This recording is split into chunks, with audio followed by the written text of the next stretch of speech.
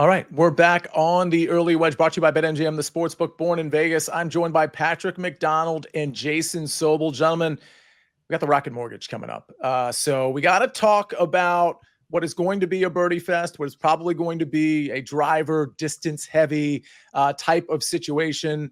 Jason, I want to start with you. A lot of birdies, probably a lot of long hitters at play here in Detroit. What are your initial thoughts in terms of a golfer to look for this coming week? I think this is one of the most predictive tournaments on the PGA Tour schedule every year. Basically, just look for the guys that absolutely smash it and make a ton of birdies. I am looking to avoid some guys who may not usually, I guess Finau usually plays in this one, but the guys who are the big names who are looking for something at this point in the year. Patrick Cantlay is playing this week, which surprises me a little bit, but he's clearly looking for something. Cameron Young, I think he's played here in the past as well. But I'm looking to avoid Young's a guy that I might be on, but I'm looking to avoid some of those big names. But I do think they're going to help us out. When the odds come out, a Cantlay should be at or near the top of the board. Finau is going to be somewhere up there, so could help give us some better odds than we normally would have at the Rocket on some of these players. And we can get to some names, but I've got a bunch of names written down already that I really like this coming week. Yeah, I've got a bunch of names that I've written down too. I actually kind of like these Sunday shows because it allows me to like scatter shot just a bunch of names that I know I'm going to play in DFS and perhaps bet. I think, Patrick, correct me if I'm wrong, you may not know this, but Colin Morikawa was playing next week as well, right? That's another player that might kind of like drive those odds a little bit longer down to like those, you know, when we're talking about the Cameron Youngs, who, by the way, I was on for the first time in forever this week. I'll probably go right back to him next week. I actually think it sets up much better next week than this week. Nonetheless, I was on him this week. Patrick, what type of golf are you looking for at the Rocket Mortgage?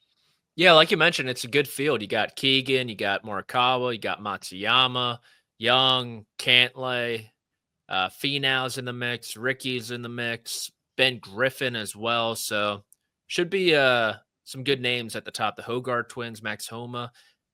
Max Homa's not there, but I might get involved, unfortunately, which is going to be a short stint for me.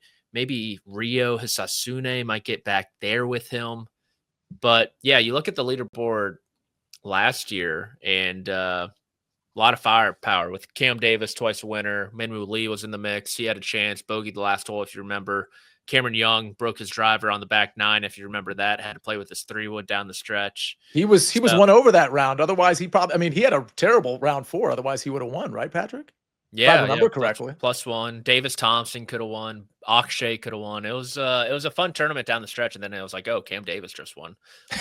So, yeah, I think firepower is always good. I think, you don't have to be long here. Like Eric Cole was in the mix. Aaron Rye was in the mix. It obviously always helps in some aspect, distance, but you don't necessarily need to be long. And with Donald Ross, you think about Rye winning at Sedgefield, another one of those courses. So maybe something there too with Donald Ross designs. Interesting. All right, let's have some fun with some names. Because I don't think, like, again, when we do the DFS show and the betting show, we'll probably talk a little bit about a little bit more about the specificity of the course in terms of like approach ranges and the off the tee stuff versus total driving versus distance and all of that. But I think now is a time to just consider some names because we know odds are probably coming out tonight. At least most some outfits have odds coming out tonight. Others will defer to early tomorrow morning. Should we like round robin this thing where we just kind of like just give out some names? Like, let me start with, and I'm not even going to start from the top of the board. I'm just like from the names I wrote down, I'm just starting there. Chris Gotterup, Jason. Love it. Right at the very top of my list. I love Gotterup this week. I will see your Gotterup and I will add to it with a Jake Knapp. Ooh, love it. Oh, wow. Okay. Patrick? I like Kevin Yu this week. Okay. Yeah. All right.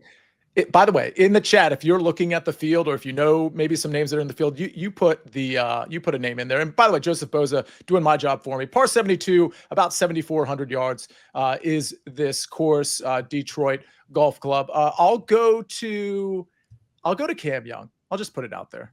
Yeah. Jason? Oh, let's go to – I've got a lot of names written down here. Max Grazerman. That's what I was going to say instead of Cam Young. You took it from me. Dang it. Go ahead, Patrick. Maybe Harry Hall I could get involved with. I'm going to mention Harry Hall in a few minutes when we circle back to round 4 of the Travelers. But okay, let's do like 2 more rounds of this, and then we can, like, any names we left off, we can just mention. Oh, I love that you mentioned the Højgaards. Rasmus Højgaard. I think this is a really good spot for him. Okay, Thorbjorn Olesen. nice. I'm gonna go with Akshay. I think he has a great chance. Okay. Yeah. I'm gonna go with, I don't know what his status is, and you guys can tell me if there's something I don't know with the injury that he was suffering from. But as far as I know, Michael Thorbjornsson is still in the field. Didn't he have an injury or something that he was for a month and a half? But yeah, he's in the field. Okay. Well, I mean, let's hold the phone on him in terms of actually betting him. But that's a name that I'm very intrigued by if he's fully healthy. All right, one more name from each of you. I will take Ben on, especially if Tommy Fleetwood wins today. It's going to be just everyone gets rid of the I can't do it labels. I'm interested to see what Fitzpatrick's number is. Interesting. Matt Fitzpatrick. Yeah. Do you think Matt Fitzpatrick is like kind of fully back at this point, or No?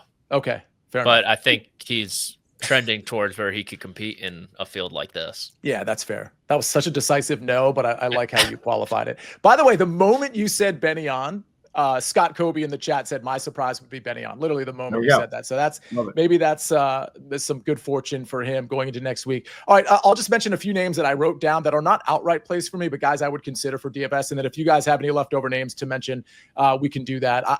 Antoine Rosner, Kevin Roy, Ricky Castillo, Isaiah Salinda, Luke Clanton, Alex Smalley. I'll just leave it at that. And Lee Hodges. Did I leave anybody out there, Jason? Yep. Yeah, I have Castillo as well. Davis Thompson, Trey Mullinax, Jesper Svensson, Rico Hoey. Nice. I like Hoey. Jaeger's a little more high end, but and maybe a little Kurt Kitayama.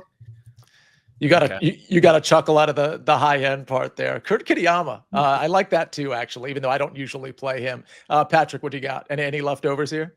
A deep cut for you. Trevor Cohn. People are like, Wow. who's Trevor Cohn? Played well You'll last know week. after next week. Played well last week. Oh yeah. I've got a deep cut for you, but he's more of a known than Trevor Cohn, and it's Nick Hardy. Like, I feel like if Nick Hardy was going to play well at a course, it would be here.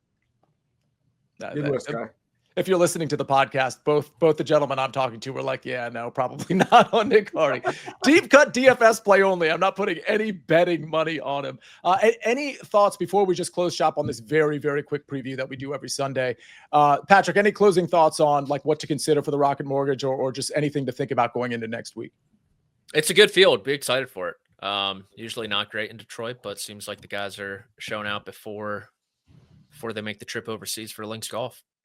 Patrick Fleming says, I'm ready to be hurt by Cam Young again next week. Jason, how about you? Any sort of closing thoughts as we enter into next week? I'm very intrigued by this field. I have a feeling that maybe there's some money exchanging hands. We're not paying for sponsors exemptions or anything like that anymore. The no appearance fees, but I just wonder how they're getting all these top name players in the field after they went US Open, Travelers, and really they want to go to Detroit for the week. So that gets my radar up a little bit. If they're going to go to Detroit for the week, there's a reason why they're going. The reason probably isn't because they're really excited to go to Detroit Golf Club and play great golf. Doesn't mean they can't or won't win, but I would think that the energy levels and motivation levels of a lot of the top players are going to be fairly low next week, which gives us some value in that mid-tier and lower tier. Patrick, do you have any response to that in terms of, because I mean, that sounds very reasonable to me. Any response to some of those top tier players, maybe like looking ahead to going overseas, like you had mentioned earlier? And I mean, it's going to be a lot of guys like fourth in their last fifth. Like it's a busy stretch. You go Memorial, then US Open, then Travelers, and then the Rocket, which like Jason said, the enthusiasm level might not be 10 out of 10. Yeah, I totally agree. Coming off the Open, or US Open, and then the signature event this week. All right, well, that'll close shop for us just for our quick hitter preview